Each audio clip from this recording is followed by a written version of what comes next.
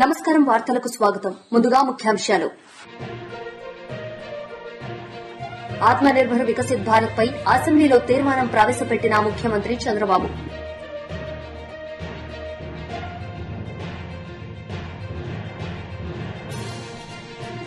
BRS leader RS Praveen Kumar media సమావేశం, పలు అంశాలపై వివరణ.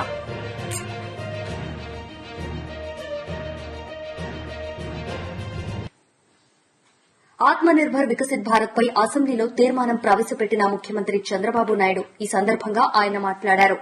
ఈ తీర్మానాన్ని పూర్తిగా బలపరిచినటువంటి జనసేన, బీజేపీ పార్టీని మనస్ఫూర్తిగా అభినందిస్తూ భారతదేశం ఆర్థిక సంస్కరణ వచ్చినప్పటి నుంచి 2014 ఎన్డీఏ ప్రభుత్వ ఆధ్వర్యంలో, అది కూడా నరేంద్ర మోడీ గారి ఆధ్వర్యంలో అనేక వినూత్నమైన కార్యక్రమాలు తీసుకుని ఏ విధంగా స్వదేశీ వస్తువుల్ని బలపరచాలి అనేది ఒక ఉద్యమ స్ఫూర్తితో తీసుకెళ్తున్నారు. ప్రతి ఇంటా స్వదేశీ, ఇంటింటా స్వదేశీ సిద్ధాంతాలకు ప్రాధాన్యత ఇస్తూ లోకల్ కన్జంప్షన్ పెరగాలి, బ్రాండ్ పెంచాలి, గ్లోబల్ బ్రాండ్స్ ఎస్టాబ్లిష్ చేయాలి. వాజ్పేయి గారి పీరియడ్ లో టెలికమ్యూనికేషన్ సెక్టర్ డీరెగ్యులేషన్ తీసుకొస్తే అదే బిఎస్ఎన్ఎల్ వ్యవస్థ ప్రైవేట్ వాళ్ళతో కూడా కలిపి 4G తీసుకొచ్చారు. ఒక ప్రాడక్ట్ కి శ్రీకారం చుట్టారు. ఇటీవల కాలంలో బీజేపీ రాష్ట్ర శాఖ దీన్ని ఒక ఉద్యమంగా తీసుకుని మొత్తం రాష్ట్రం అంతా కూడా పెద్ద ఎత్తున ప్రచారం కూడా చేశారు. వారిని కూడా మనస్ఫూర్తిగా అభినందిస్తున్నా. ఈ రోజు మన అందరం కూడా ప్రోడక్ట్ పర్ఫెక్షన్ కి వెళ్లాల్సిన అవసరం ఉంది. ఇంతవరకు మీరు చూస్తే మన దేశంలో మనం వేరే దేశాల్లో ఉత్పత్తి చేసిన ప్రోడక్ట్స్ ని మనం ఉపయోగించుకుంటున్నాం. అది నాలెడ్జ్ ఎకానమీలో కావచ్చు, లేకపోతే బ్రాండ్స్ కూడా మీరు చూస్తే మన సర్వీస్ సెక్టర్ లో స్ట్రాంగ్ గా ఉన్నాం, ప్రోడక్ట్ లో మాత్రం కొంచెం వీక్ గా ఉన్నాం. అది టెక్నాలజీలో ప్రోడక్ట్ కావచ్చు, లేకపోతే ఇంకొక బ్రాండ్ విషయంలో కావచ్చు, ఎన్నిట్లో కూడా మనం ఇదిగా ఉన్నాం. ఇప్పుడు కూడా కొన్ని లక్షల కోట్ల రూపాయలు మన దేశం నుంచి ప్రోడక్ట్స్ వాడుకుంటూ వాట్సాప్ గాని ఏదైనా కావచ్చు దీనివల్ల వెళ్లే పరిస్థితి ఉంది. దీనికి సరైన మార్గం మనం ప్రోడక్ట్స్ ని తయారు చేయడం, మన ప్రోడక్ట్లు మనం వాడడం, మనం గౌరవించుకోవడం, మనం గ్లోబల్ ప్రోడక్ట్స్ కూడా ఎక్స్పోర్ట్ చేసే పరిస్థితికి రావాలి. దానికి ఇది శ్రీకారం చుడుతుంది. దీనికి మనస్ఫూర్తిగా ప్రధానమంత్రి నరేంద్ర మోడీ గారు చేస్తున్న కృషిని నేను అభినందిస్తూ, అదే సమయంలో వికసిత్ భారత్, స్వర్ణాంధ్ర లక్ష్యంగా మనందరం పనిచేయాల్సిన అవసరం ఉంది. దీనికి అందరూ సహకరించవలసిందిగా మరొకసారి కోరుతూ, మనందరం కూడా ఎప్పటికప్పుడు ఎక్కడ పోయినా ఎంఎస్ఎంఈని ప్రోత్సహించడం, చేతి వృత్తుల్ని గౌరవించడం, శిల్పకారుల్ని ఎక్కడెక్కడ ప్రోత్సహించడం, రైతులు చేసే ఎఫ్పిఓ ఫార్మర్స్ ప్రొడ్యూసర్స్ ఆర్గనైజేషన్స్ ని స్ట్రెంగ్తన్ చేయడం, చేనేత కార్మికులు, అదే మరి యువతకు మనం కూడా ఒక ప్రోగ్రాం పెట్టుకున్నాం. ప్రతి ఒక్క ఇంటికి ఒక పారిశ్రామికవేత్త.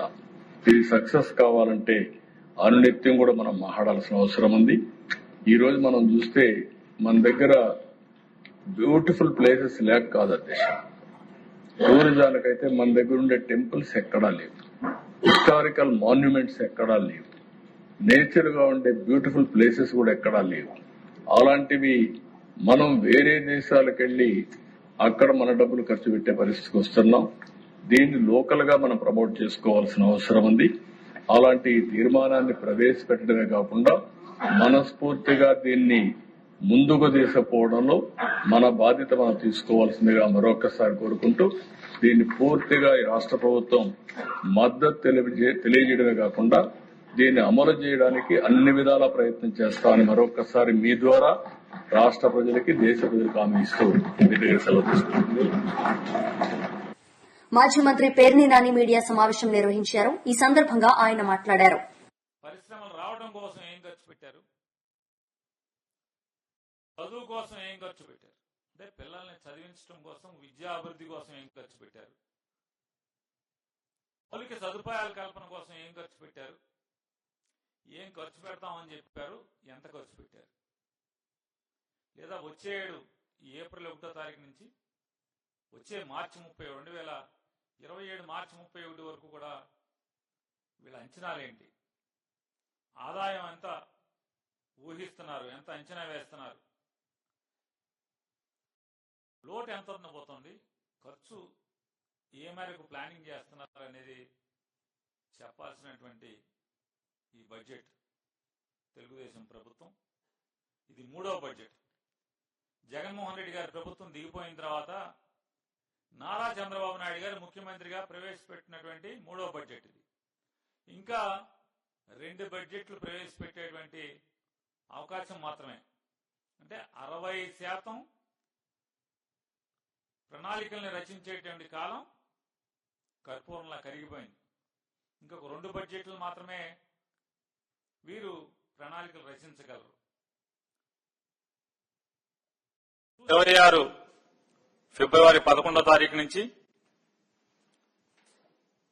ఈ నెల మార్చి 6వ తారీఖు వరకు, అంటే నేటి వరకు ఆంధ్రప్రదేశ్ రాష్ట్ర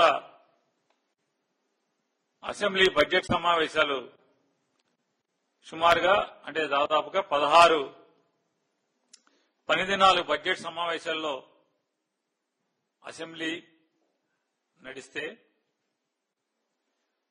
సహజంగా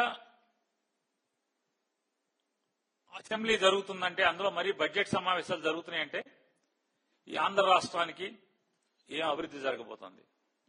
ఇప్పటి వరకు గడిచిన సంవత్సర కాలంగా, అంటే 2025 ఏప్రిల్ 1వ తారీఖు నుంచి ఈ మార్చి 31 వరకు కూడా గడిచిన సంవత్సరంలో అభివృద్ధి ఏం జరిగింది, ఈ రాష్ట్రానికి ఆదాయాలేంటి, వ్యయాలేంటి, ఎంత ఖర్చు పెట్టారు, సంక్షేమానికి ఎంత ఖర్చు పెట్టారు, లేదా అభివృద్ధికి ఎంత, ప్రగతికి ఎంత ఖర్చు పెట్టారు, ఉద్యోగ కల్పనకి ఏ మేరకు ఖర్చు పెట్టారు, రైతాంగానికి ఏ మేరకు ఖర్చు పెట్టారు, అంటే వ్యవసాయాన్ని ఆదుకుంటం కోసం ఏ మేరకు ఖర్చు పెట్టారు, పరిశ్రమలు రావడం కోసం ఏం ఖర్చు పెట్టారు, చదువు కోసం ఏం ఖర్చు పెట్టారు, అంటే పిల్లల్ని చదివించడం కోసం, విద్యా అభివృద్ధి కోసం ఏం ఖర్చు పెట్టారు, మౌలిక సదుపాయాల కల్పన కోసం ఏం ఖర్చు పెట్టారు, ఏం ఖర్చు పెడతామని చెప్పారు, ఎంత ఖర్చు పెట్టారు. లేదా వచ్చే ఏడు ఈ ఏప్రిల్ 1వ తారీఖు నుంచి వచ్చే మార్చి 30, 2020 చంద్రబాబు జగన్ల పుణ్యమా అని నేడు ఆంధ్రప్రదేశ్ రాష్ట్రం 11 లక్షల కోట్ల అప్పులో ఊబిలో కూరిపోయిందని షర్మిల విమర్శించారు. కనీసం ప్రభుత్వ ఉద్యోగులకు జీతాలు ఇవ్వడానికి కూడా డబ్బులు లేని దుస్థితిలో రాష్ట్రం ఉందని అన్నారు. లేదనే చెప్పాలి వాస్తవానికి. ఎందుకంటే జగన్మోహన్ రెడ్డి గారి పుణ్యమా అని, చంద్రబాబు గారి పుణ్యమా అని ఇప్పటికే మన రాష్ట్రం మీద 11 లక్షల అప్పుల కుప్ప ఉంది. ప్రస్తుతం కనీసం మన రాష్ట్రంలో ప్రభుత్వ ఉద్యోగస్తులకు జీతాలు ఇచ్చుకోవడానికి కూడా డబ్బులు లేవు. ఇలాంటి స్థితిలో ఉపాధి హామీ భారం కూడా మన రాష్ట్రం మీదనే 40% పడితే, మన చంద్రబాబు గారి లాంటి నాయకులైతే అసలు ఇక ఉపాధి హామీ మొత్తానికే ఎత్తేస్తారు. ఇక రాష్ట్రంలో 40% మిగిలించుకోవడానికి ఇక్కడ పనే జరగదు. ఇక్కడ 40% అసలు పనే జరగకపోతే కేంద్రం ఇవ్వాల్సిన 60% ఇవ్వాల్సిన అవసరం కూడా ఉండదు. అంటే మొత్తానికి ఉపాధి హామీని ఒక గుండు సున్నా చుడుతున్నారన్నమాట. ఇక ఉపాధి హామీ పని లేకుండా చేస్తున్నారు. ఇప్పటికే ఉపాధి హామీని ఎంత ఘోరంగా తయారు చేశారంటే, ఉపాధి హామీకి పోవడం దండగా, ఉపాధి హామీకి పోయినా ఆ డబ్బులు రావు, వచ్చినా ఎప్పుడో వస్తాయి అన్న స్థితికి తీసుకొచ్చారు. ఇక అది కూడా లేకుండా చేద్దామని చూస్తుంది బీజేపీ పార్టీ. అలాంటి బిల్లుకు మద్దతిచ్చాడు చంద్రబాబు గారు. పార్లమెంటులో మద్దతిచ్చారు. 60% కేంద్రం ఇస్తుంది, 40% రాష్ట్రాలు పెట్టుకుంటాయంటే గంగిరెద్దులాగా తలూపి మద్దతు అయితే ఇచ్చారు. మళ్లీ చంద్రబాబు గారు కేంద్రం చుట్టూ తిరుగుతున్నాడు, ఉపాధి హామీకి డబ్బులు ఇవ్వండి అని. పార్లమెంట్ లో మద్దతు ఇవ్వడం ఎందుకు, మళ్లీ అడుక్కుంటూ తిరగడం ఎందుకు? ఇంత అద్భుతమైన పథకానికి తూట్లు పెడుతుంటే కనీసం జగన్మోహన్ రెడ్డి గారు ప్రతిపక్షంలో ఉండి ఒక్క మాటైనా మాట్లాడుతున్నారా? ఎంతమంది పేద వాళ్ళకి ఆసరా ఇచ్చే పథకం ఇది. గ్రామాలలో అభివృద్ధి జరిగించే పథకం ఇది. ఉపాధి హామీ పనిని మార్చడానికి వీలు లేదు, ఉపాధి హామీ పనిని కొనసాగించండి అని ఒక్క మాట అంటే ఒక్క మాట కూడా మాట్లాడలేదు జగన్మోహన్ రెడ్డి గారు. ఎందుకంటే జగన్మోహన్ రెడ్డి గారికి బీజేపీకి వ్యతిరేకంగా, మోడీకి వ్యతిరేకంగా మాట్లాడే దమ్ము లేదు కాబట్టి.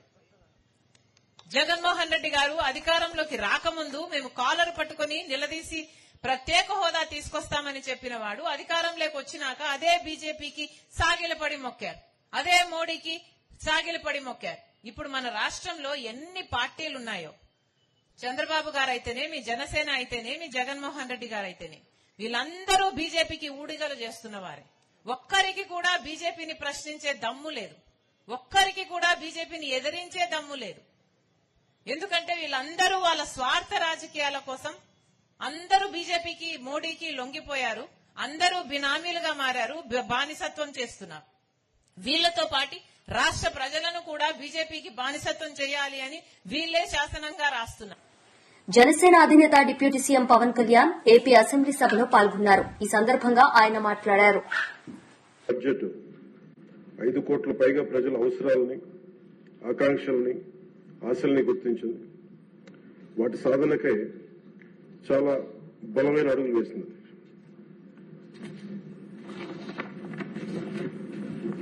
పర్టికులర్ ఇది మనకున్న ఆర్థిక పరిస్థితులు కానీ, 2014 రాష్ట్ర విభజన జరిగినప్పటి నుంచి కానీ, 2019 నుంచి 24 వరకు ఒక అరాచకమైన అనిశ్చితితో కూడిన ప్రభుత్వం కానీ, ఈ కేయాటిక్ ఇలాంటి గందరగోళం మధ్యలో, ఇంత అవకతవకల మధ్యలో కూడా చాలా 3,32,205 కోట్లతో బడ్జెట్ చాలా చాలా ఉన్న పరిమితమైన వనరుల్ని, ఉన్న మానవ వనరుల్ని ఎంత జాగ్రత్తగా వాడాలి, ఎంత జాగ్రత్తగా ప్లాన్ చేయాలనేది బడ్జెట్ చాలా చాలా తెలియజేసిన అధ్యక్ష. ఇందాక నేను చెప్పింది మన ప్రజల అవసరాలని, ఆకాంక్షలు నేను చెప్పడానికి కారణం, కూటమి ప్రభుత్వం ఈ ఏడాది కేవలం సామాజిక పెన్షన్ల కోసమే దాదాపు 33,000 కోట్లు పైగా ఖర్చు చేయనుంది అధ్యక్ష.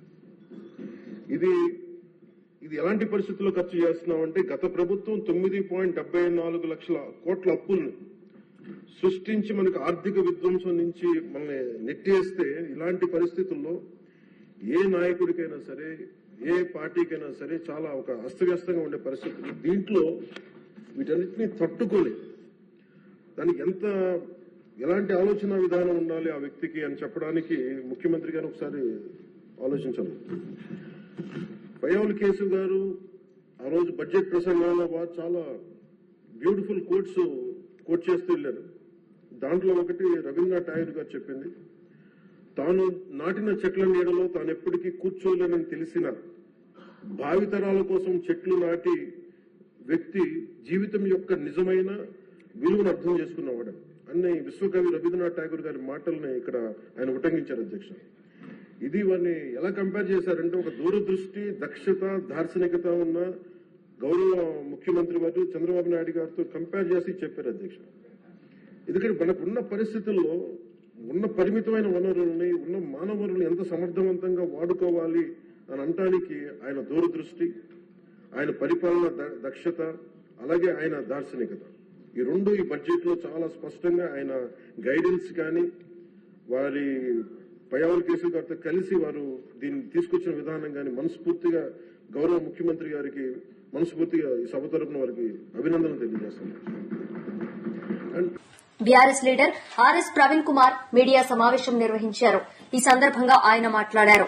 కొన్ని ఉదాహరణలు కూడా ఇప్పుడు మీ ముందర పెడతాను. ఇక ప్రగతి ప్రణాళిక, నిజంగా తెలంగాణలో ప్రగతి ఉన్నదా? పూర్తిగా కాంగ్రెస్ పాలనలో అడుగంటిపోయింది. పోరాడి తెచ్చుకున్న తెలంగాణ 2014 నుండి 2023 వరకు కేసీఆర్ గారు పరుగులు పెట్టించి అధికార యంత్రాంగాన్ని ఎన్నో అద్భుతమైన, ప్రపంచమే ముక్కు మీద వేలేసుకునేలా గొప్పగా మరి పథకాలు పెట్టి నిరంతరం తెలంగాణలో ప్రతి ఇంట్లో కూడా తల్లిదండ్రులు కూర్చున్నప్పుడు కానీ, పిల్లలు అన్నం తినడానికి కూర్చున్నప్పుడు కానీ, ప్రతి చోట కూడా కేసీఆర్ గారి కార్యక్రమాల మీద చర్చ జరిగేది. అది రైతు బంధు స్కీమ్ కావచ్చు, మిషన్ భగీరథ కావచ్చు, 1 కోటి ఎకరాలకు నీళ్ళు ఇవ్వడం కావచ్చు, విద్యార్థులకు గురుకులాలు ఇవ్వడం కావచ్చు, దాదాపు 3 లక్షల ఉద్యోగాలు ప్రభుత్వ రంగంలో ఇవ్వడం కావచ్చు, గురుకుల పాఠశాలలు పెట్టడం కావచ్చు, కళ్యాణ లక్ష్మి కావచ్చు, షాదీ ముబారక్ కావచ్చు, దళితులకు 3 ఎకరాల భూమి కావచ్చు, దళిత బంధు కావచ్చు, గిరిజన బంధు కావచ్చు, ఇంకా ఎన్నో స్కీమ్లు.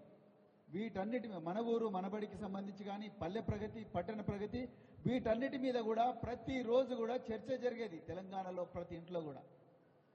ఆ ప్రగతి అనేది ఈరోజు కుంటుపడ్డది. దానికి కూడా నేను ఉదాహరణ చెప్తాను. అదేవిధంగా ప్రగతి ప్రణాళిక లేదు, అదేవిధంగా ప్రజాపాలన లేదు. ఈరోజు మనం ఇక్కడ మాట్లాడుతుండగానే మహబూబాబాద్లో,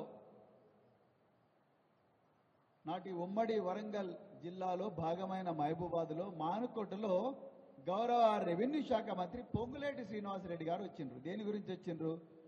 ప్రజాపాలన, ప్రగతి ప్రణాళిక. వరంగల్ వేదికగా నేను తెలంగాణ ప్రజలకు ఒక విషయం చెప్పాలనుకున్నా. నిన్ననే మా వర్కింగ్ ప్రెసిడెంట్ కేటీఆర్ గారు, అదేవిధంగా deputy floor leader Harish Rao గారి ఆదేశాల మేరకు నేను, డాక్టర్ దాసోజి సేవన్ ఎమ్మెల్సీ గారు, మన్నె క్రిషాంగ్ గారు, ఎర్రోల శ్రీనివాస్ గారు, అభిలాష్ గారు, అదేవిధంగా రాజేంద్ర నగర్ ఇన్ఛార్జ్ కార్తీక్ రెడ్డి గారు అందరం కలిసి కొత్వాల్గూడ అనే గ్రామానికి పోయినాం. అక్కడ మంత్రి పొంగులేటి శ్రీనివాసరెడ్డి గారి రాఘవ కన్స్ట్రక్షన్ కంపెనీ పట్ట పగలే గుట్టలనన్నింటినీ కూడా పిండి చేస్తూ అక్కడి నుండి మొత్తం కూడా కంకర తయారు చేస్తూ అక్రమంగా జీవో 111ను, హైకోర్టు ఆర్డర్లను, ఎన్జిటీలను ఉల్లంఘించి పట్టపగలే వాళ్ళు క్రషర్స్ అన్ని కూడా పెట్టుకున్నారు. ఈ తెలంగాణలో అందరూ క్రషర్లకు కూడా మీరు నోటీసులు ఇచ్చిండ్రు. మీరు కన్సెంట్ ఫర్ ఎస్టాబ్లిష్మెంట్ ఉందా, కన్సెంట్ ఫర్ ఆపరేషన్ ఉందా, మైనింగ్ లైసెన్స్ ఉందా, ఎలక్ట్రిసిటీ కనెక్షన్ ఉందా లేదా, మీరు గవర్నమెంట్కు పన్ను కట్టినరా లేదా, సిడరేజ్ ఛార్జ్ కట్టినరా లేదా, ఇవన్నీ అడుగుతున్న మీరు పొంగులేటి గారికి మాత్రం ఎర్ర తివాచి పరిచి మరి రాయల్ వెల్కమ్ చెప్పి దోపిడీ చేసుకోండి అని చెప్తా ఉన్నారు. ఎన్ని వందల కోట్ల రూపాయల విలువైన కంకరను దోచుకుంటా ఉంది రాఘవ కన్స్ట్రక్షన్ కంపెనీ. ఇంకా గమ్మత్ ఏందయ్యా అంటే, మేము పోకముందేమో ఆ కంటైనర్ల మీద రాఘవ కన్స్ట్రక్షన్స్ అని రాసిండ్రు. మేము వస్తున్నామని తెలుసుకున్న లోపలనే మొత్తం కూడా వాటి మీద నీలి రంగుతో రాఘవ కన్స్ట్రక్షన్ బోర్డు చెరిపేసిండ్రు. అయ్యా పొంగులేటి గారు, మీరు తప్పు చేయకపోతే ఎందుకు రాఘవ కన్స్ట్రక్షన్ బోర్డును మొత్తం కూడా బ్లూ పెయింట్తోని మాస్క్ చేసిండ్రు చెప్పండి. ఇంకా రెండో విషయం, వరంగల్ ప్రజలకు మరి ముఖ్యంగా మానుకోటలో ఇలా మంత్రి గారిని మీరు నిలదీయాల్సిన అవసరం ఉన్నది. మానుకోటలో ఉండే ప్రజలను నిలదీయాల్సిన అవసరం ఉన్నది. ఇక్కడనే పక్కనే ఉండే ఖమ్మం జిల్లాలో వెలుగుమట్ల గ్రామంలో, ఖమ్మం పక్కనే ఉండే వెలుగుమట్ల గ్రామంలో దాదాపు 2000 కుటుంబాలను రోడ్డు మీద పడేసిండు ఇదే పొంగులేటి శ్రీనివాసరెడ్డి, ఇదే తుమ్మల నాగేశ్వరరావు, ఇదే మల్లుపట్టి విక్రమార్క. ముగ్గురు మంత్రులు కలిసి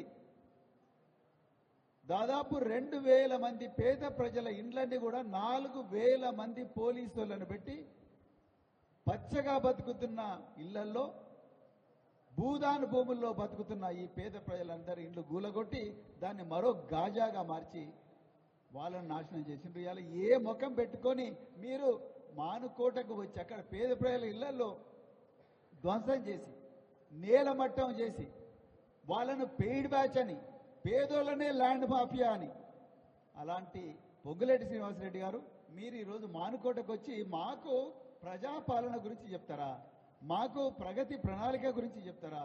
మొత్తం నవ్వుతున్నారు తెలంగాణ ప్రజలు. తెలంగాణ ప్రజలు మర్చిపోలేదు శ్రీనివాసరెడ్డి గారు. ఇంకా మీరు హైదరాబాద్ మహానగరంలో మీ అబ్బాయి అధినేతగా ఉన్న రాఘవ కన్స్ట్రక్షన్ 300 కోట్ల రూపాయల విలువైన భూమిని కబ్జా చేయడానికి పోతే గచ్చిబౌలి పోలీస్ స్టేషన్లో మీ కంపెనీ మీద కేసు అయితే ఆ ఇన్స్పెక్టర్ను రాత్రి మీరు ట్రాన్స్ఫర్ చేయించారు. అదేవిధంగా ఇక్కడ సమ్మక్క సారక్క దేవాలయాలు ఏవైతే ఉన్నాయో, ఆదివాసీ వీరవనితల దేవాలయాలు ఏవైతే ఉన్నాయో ఆ దేవాలయాల కాంట్రాక్ట్ తీసుకుని అవి కూడా నాసిరకం పనులు చేసిండ్రు మీరు. అదేవిధంగా వార్తలు ముగించే ముందు ముఖ్యాంశాలు మరోసారి. ఆత్మనిర్భర్ వికసిత్ భారత్ పై అసెంబ్లీలో తీర్మానం ప్రవేశపెట్టిన ముఖ్యమంత్రి చంద్రబాబు.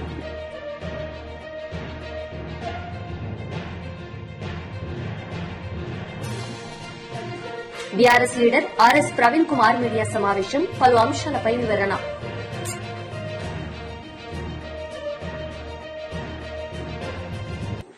ఈ వార్తలు ఇంతటితో సమాప్తం. తిరిగి ప్రసారమయ్యే వార్తల్లో మళ్లీ కలుద్దాం. అంతవరకు సెలవు. నమస్తే.